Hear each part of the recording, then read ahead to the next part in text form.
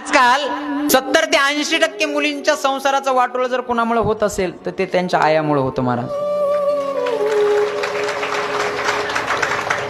सांगू का? हे बघा, लग्न लागलं ना, लग्न लागल्याच्या नंतर मुलगी गेल्याच्या नंतर लग्नाच्या अगोदर तिच्यावर अधिकार कोणाचा होता?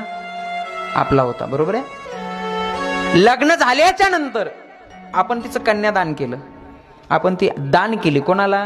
तिच्या पतीला.